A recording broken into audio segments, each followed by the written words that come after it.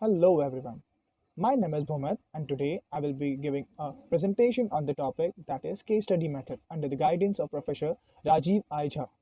This presentation has been prepared by me and my project partner Urvi Gohil. She have covered the topic that is the introduction part, the meaning and definition, characteristic of a good case study and its usefulness. And today I will be diving on to the next part that is the understanding the information which we use in case study, organization of case study, and then on a merit and a demerit part of case study. And finally, we'll wrap up with a summary of the topic. Type of information used in a case study. First, physical description, which is based on documented medical history. Second, family background, which includes socio-economic status. Third, school environment, which focuses on achievement, language, motor development, and cognitive skill. Social interaction, that is, examining pattern with peers, parents, and teachers. Child behavior in school, that is, observing general behavior toward peer, teacher, and supporters. Leisure time activities, that is, considering physical, social, and emotional activities. The last, that is, early childhood experience, which involves interaction with sibling, peer, and teachers. The next part which I will be covering is organization of case study in a student.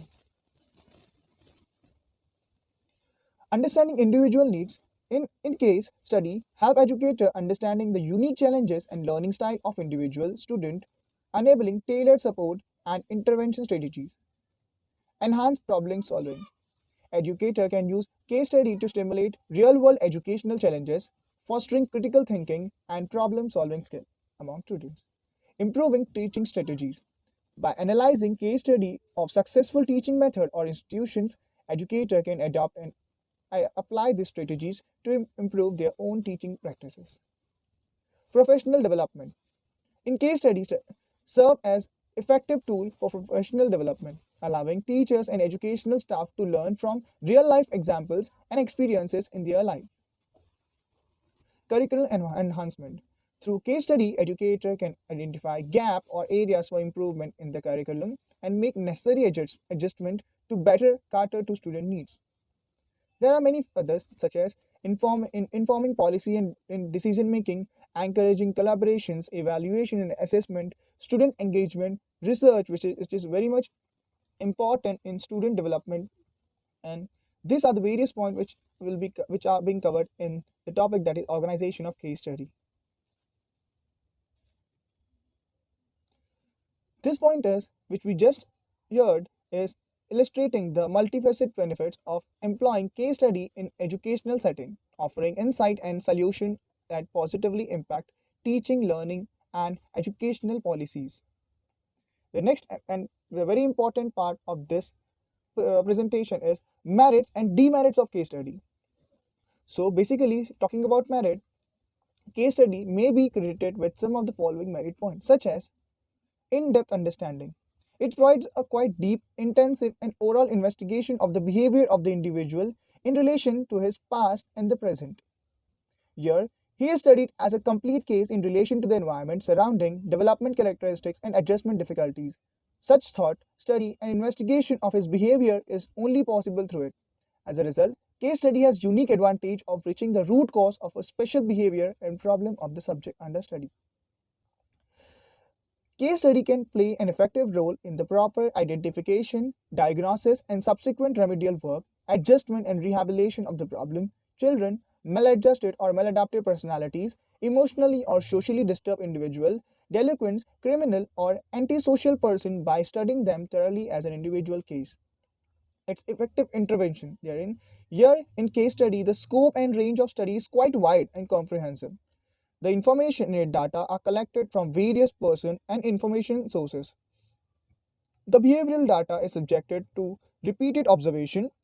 All such effort make the result of the investigation or study more objective, reliable, and valid. The last part, which is a personal approach. So, case study provides opportunity for collecting data on personal basis by seeking personal interview, going close to the original source of information, etc. The rapport established and the closeness received may help the investigator to reach and search for the most secret and unconscious seated behavior of a subject. In this way, the information received through the case study may prove more effective in the solution of the felt problem or rendering proper educational, vocational, and personal guidance. Limitations. The main difficulty is regarding the collection of all the relevant information about the particular child. The child may not cooperate, he may conceal important information from the teacher or the psychologist. The child has to be observed over a long period, and this presents another difficulty of time. The diagnosis made by the teacher or the psychologist may not be correct. Therefore, the remedy suggested may not give the desired result. But in spite of all these various limitations, the case study method is very widely used in detecting and correcting mental abnormalities, the maladjustment in the children, so much so that this method is found to be useful for making case studies of normal and well adjusted individuals so as to prevent any maladjustment. So, the next point we'd like to conclude with a short summary. That is, a case study is like a detailed story about a person. It can be done for different regions to learn things, research, to figure out and help with specific problem, diagnosis and treatment, maybe to understand how someone is doing well or to help teachers learn about students. Here in case study, the first important thing is to understand the case background. Second, to understand the challenges. Third, to analyze the issue. Next, the solution and interventions. The next part will be assessment and evaluation, and the end, the outcome and the impact of the case study on an individual. So that's all. Thank you guys for your patient listening. Thank you for joining and participating. Goodbye for now.